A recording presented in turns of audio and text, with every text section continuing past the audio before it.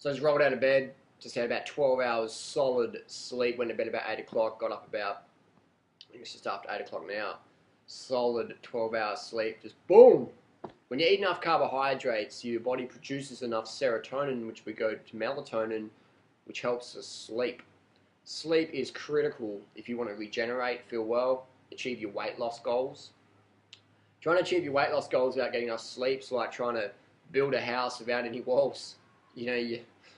It's not really going to happen, is it? Not really going to happen. So I've had my liter of water, start my breakfast.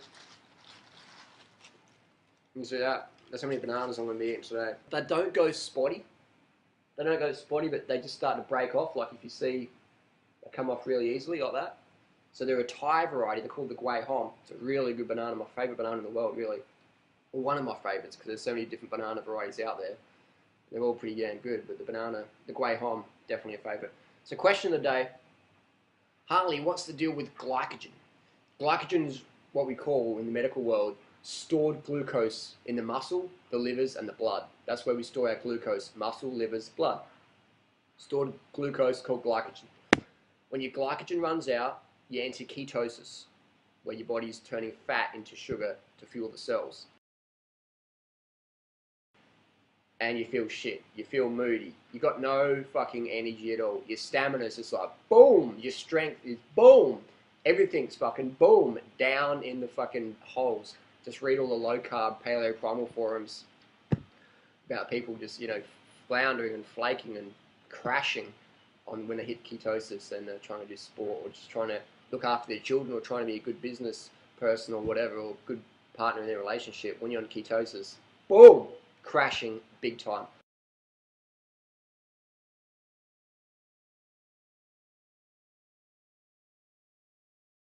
But so why do people promote this ketosis scam, Dr. Atkins fad? Why do people promote it? Well, there's this whole misbelief that if you don't burn all your glycogen, you can't start burning fat. That's their whole premise, is if you want to get lean, you got to eat no carbohydrates and just be in ketosis all the time. And if you've got any glycogen excess and you don't burn it off, it's going to get stored as fat. I'll tell you what, I've been vegan for coming up 11 years now. High carb vegan, overeating every single fucking meal on carbohydrates. Keeping my fat low, overeating on carbohydrates every single meal. First it used to be rice and oats and barley and corn and amaranth and quinoa and millet, potatoes, yams, things like that. And then it's become fruit, simple, sugary, high fructose fruits like bananas, dates, mangoes, jackfruit, champadak, grama chama, mangoes, grapes, melons, oranges, citrus, sugary, sugar-filled, glucose-rich, fructose-rich fruits. Every meal, overeating according to the gurus. Durian eats too much fruit and he's going to put on a lot of weight. But reality is, if it made you fat, I'd be fat. Freddie would be fat. We hardly train at all. Yeah, we're fit. We're very, very fit. But we don't do much training. We just eat healthy, get lots of sleep, and we love to live the adventure lifestyle. Simple as that. So, in theory, if the paleo low carb primal hacks were correct, then I would have to deplete my glycogen every single day in order to not store body fat. What am I, like 2% body fat, 3% body fat or something like that?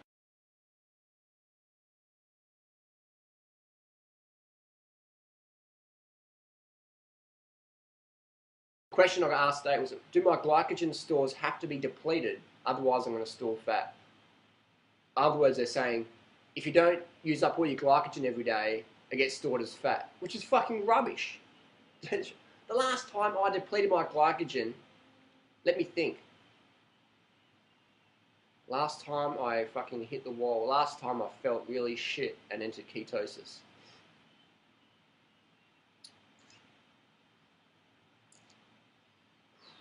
I got close to it in a marathon last year.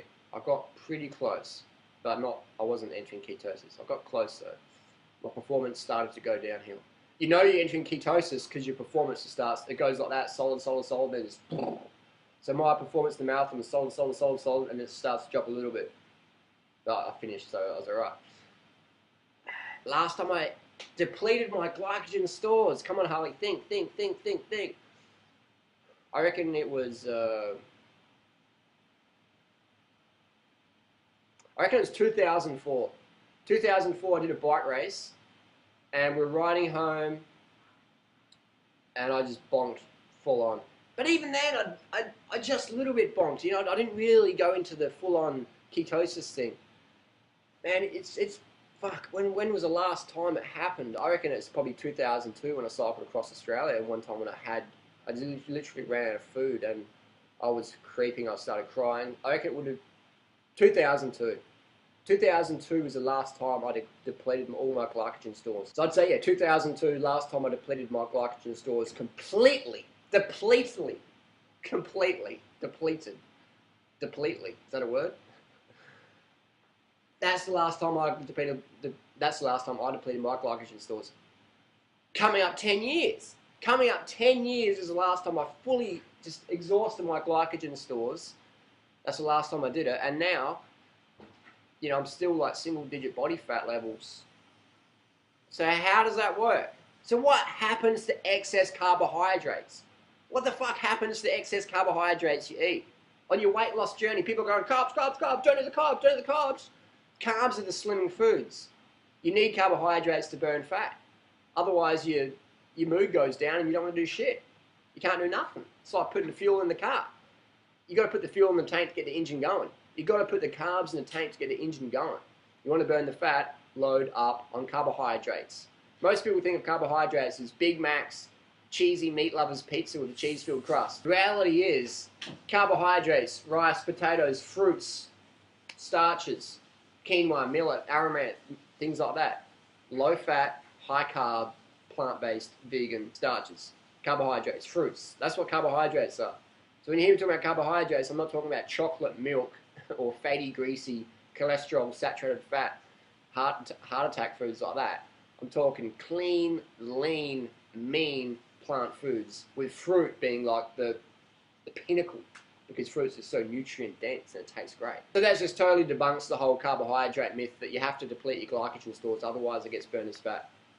But where's the science behind that? Because I can just talk about my personal theory and my personal experience, single digit, 3% body fat after 11 years carbohydrate feeding every single fucking meal. But where's the science? How do we explain Durian Rider's got 3% body fat after 11 years in the high carb program? How do we explain that?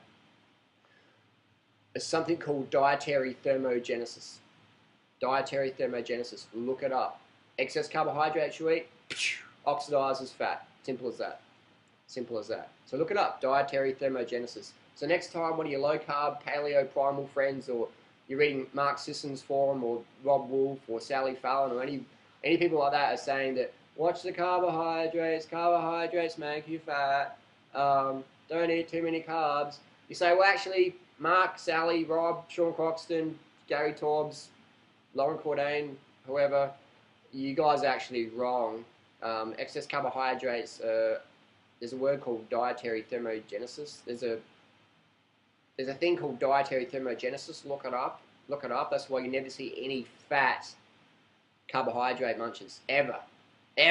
You don't see any long-termers who are fat. You might see some people who are a bit floppy because they don't train at all. But they're still trim people. If you look at their diameter, they're small. They might be floppy because they just don't use their body at all. They just sort of do nothing, which is cool, but it's not good for your health.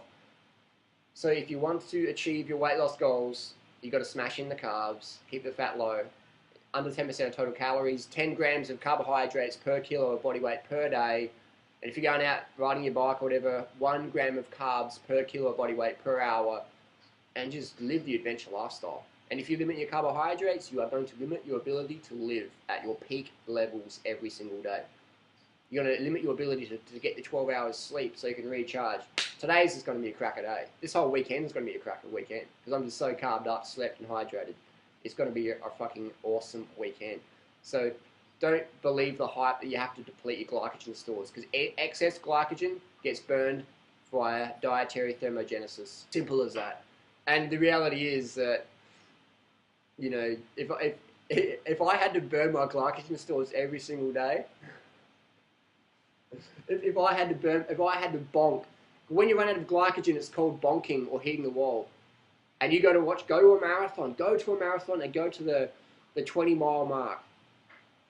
So ride your bike to the start, watch everyone's face, everyone's happy and chirpy, and then ride your bike to the 30-mile mark, the loop, cut across, whatever. Just sit down there and wait. Just watch. Watch for the fastest runners to come through. Sit there for an hour or 2 hours and just watch people coming through.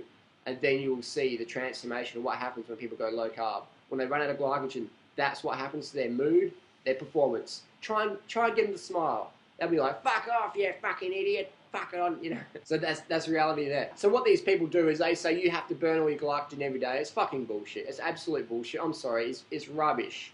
Because if that was true, and I haven't depleted my glycogen fully for almost 10 years, it's nonsense. So that's your answer, dietary thermogenesis. Look it up, and then please post your comments down below. Send me some information of someone who's a fat, long-term, high-carb, low-fat, vegan, fruit bat, rice muncher, or whatever. Send me the details, like link me to their blog or whatever, so I can look it up and share. Because I've got a $10,000 reward for anybody who can show me the fat, long-term carb muncher. $10,000. I've got the money. You can guarantee that. So I want to give it to someone. So I've got $10,000 for anybody who can show me the fat, high carbohydrate, low fat, under 10% of total calories, long-termer, fruit muncher, rice muncher, whatever, vegan. If you can send me their details, their blog, or give me the data, I'll give you $10,000. That's my word. That's my word. That's how confident I am on this program. $10,000. Can you take it from me? I've got it. We'll give it to you via PayPal. That's the competition. Please share that message around. Don't forget to hit the like button if you like this video. And subscribe to my channel because I'm always putting out awesome videos for weight loss, health, lifestyle, loving the life. I'll see you next video. Thanks for watching. Carb up, because I'm sure gonna. Gotta get a sweat up. If you want to get fit, you gotta do it. If you want to stay fat, you gotta keep doing what you're doing. Keep doing nothing. Keep eating shit.